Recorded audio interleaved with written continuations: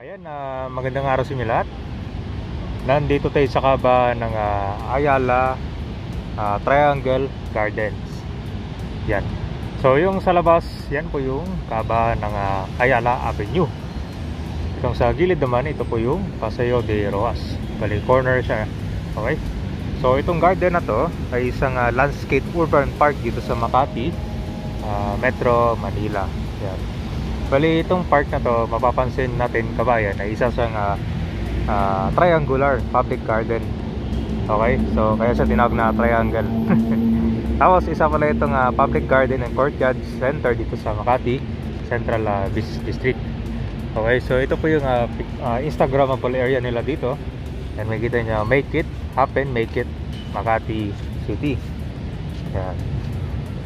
So pinangalan pala ito after ng owner and developer ng Ayala Land, kung saan ay binuksan ng last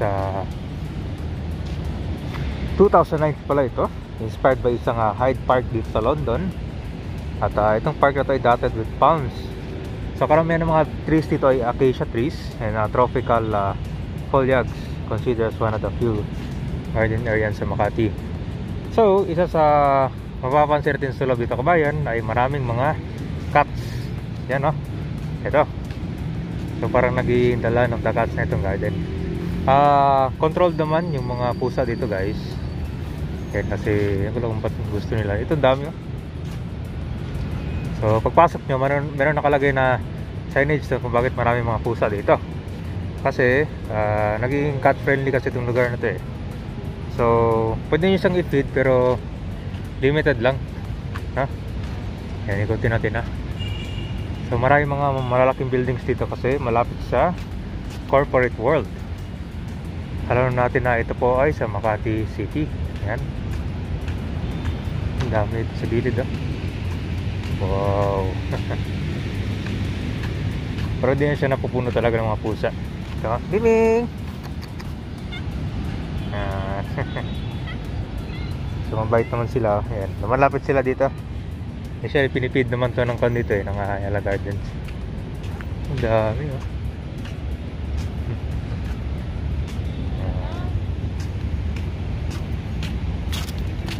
Sa gilid sila nagtatago Yan, So pag Christmas dito maganda kasi maraming mga Christmas lights dito. Ito may nakalagay naman cat population controlled. Ayan, trap, neuter, vaccinate, return program. Ayan. So bawal nyo pala i-feed yung cats. So regular feeding by volunteers. So spontaneous feeding pala ng handful, no? Do not pet the cats. At do not abandon the cats in the area. Okay, so kusa silang pumapasok dito mismo. Okay. So marimiming. So bakit nga ba itong triangle guys, no? So naging focal point ito ng social events sa business district. At popular ito sa Christmas time. Okay?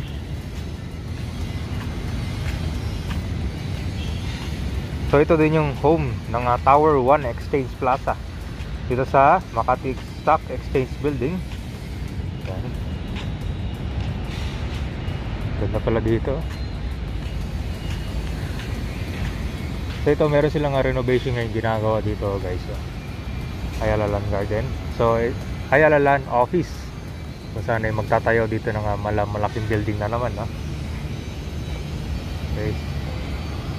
So yung mga nag-work sa dito, Ayala, sabi sa Paseo de Rojas, usually ito yung parang get together nila.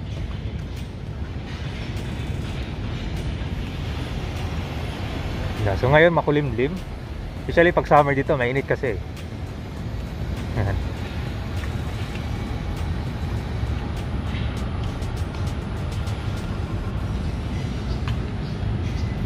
So ito, malapit ito sa Salcedo Village, ng Bel Air Village. So sa border ito ng San Lorenzo at saka Ordineta Village na yan. So itong building na to guys, sa triangle na to, nandito din yung Makati Stock Exchange at saka yung Ayala Tower 1. So ito yung pinaka-center area na yun. So papasahan din natin yung Ayala Avenue kabayan ha, katapos dito.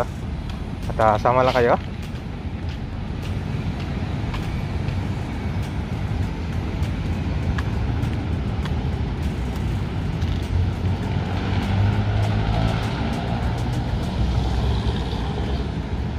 Meron silang mga waiting area dito guys, may mga upuan na yan ha.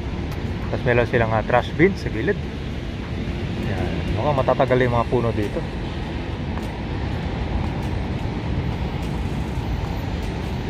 Malaking building, ito po yung Makati Stock Exchange na malapit dito na after ng Ayala Triangle Park. So napakalaki. Ito naman para siyang waiting area ng mga tao din dito. Ayan na. So itong building guys, yan po kasama sa top 10 tallest building. Corner ng Ayala Avenue naman yan, no? At ito po yung Video Equitable Tower. So karamihan sa Paseo Corner Ayala Avenue, marami ng corporate buildings dito, lalo na papunta sa may Makati Avenue.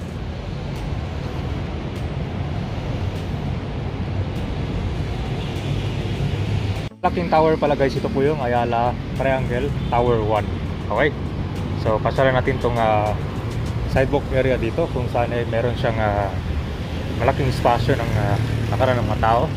Meron na malaking waiting shed. At ito sa Ayala Triangle 1 ay meron BPI at BDO layback. Yan. Ano, napaka fresh maglakad dito, no? Malinis.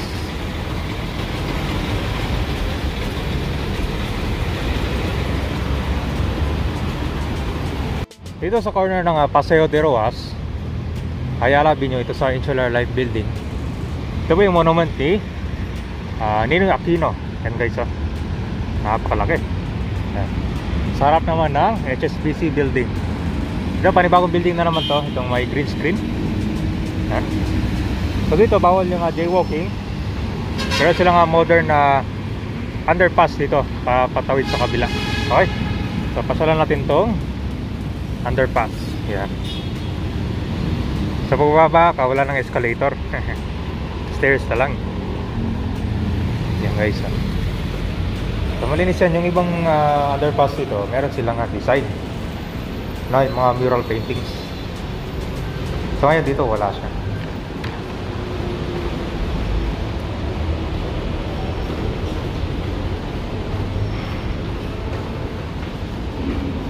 Yan lang.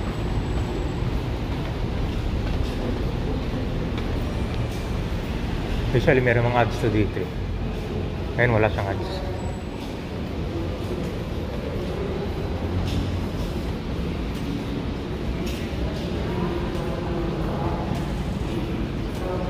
Meron pala paintings dito. Tapos mga ads dito sa gilid.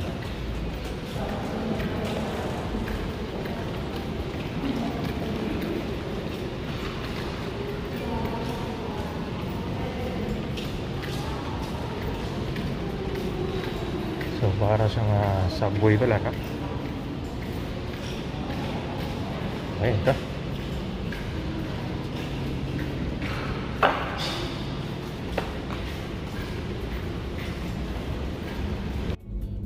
So ito na guys, subaybayin natin yung Ayala Avenue, no? Yan, so galing tayo sa Glorieta. Yan, so pila natin hanggang doon sa may RCBC Plaza.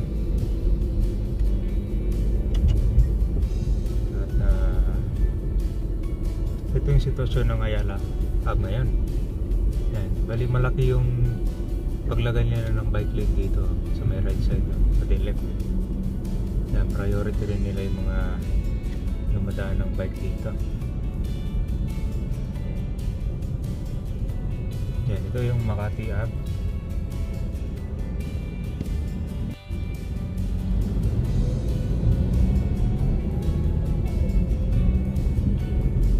So makikita nyo kung gaano ka luwag na dito, no? Yan, ito tayo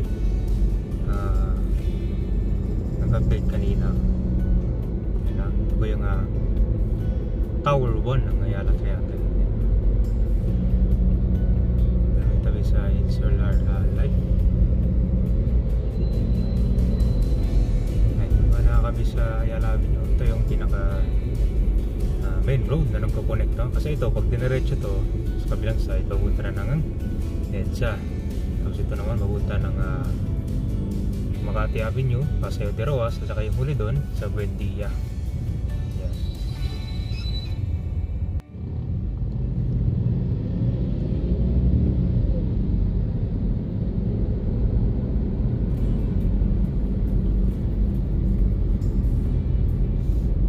Bali, soon pala dito ay magkakaroon ng One Ayala na BRT station.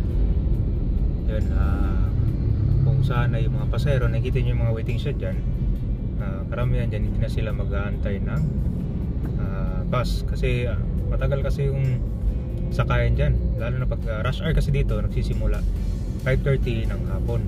Yan kasi karamihan uwi ng mga nagtatrabaho dito sa Makati na yan. So minsan napupuno yung mga bus, kaya kulang yung transport talaga dito. Kaya manatapos yung One Ayala BRT, kaya yung ibang pasahero pwede na sila doon mag-aantay. Ang maganda doon, pwede sila makaupo, saka maraming mga kainan, pwede mag-antay sila doon habang inaantay parating yung bus.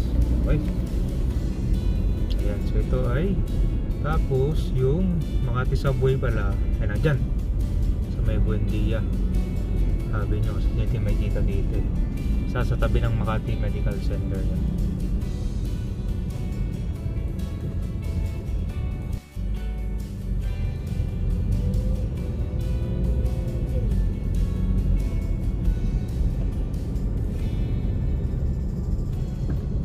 Ito na yung RCBC Plaza.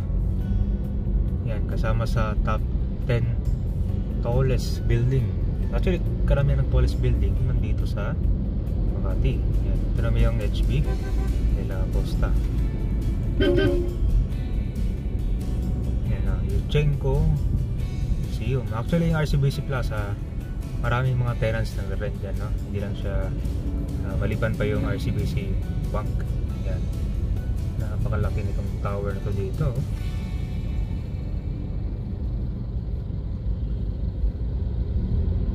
At ito naman, ito po yung mga panibagong residential condo units ang ginagawa sa tabi ng Makati Central Fire Station.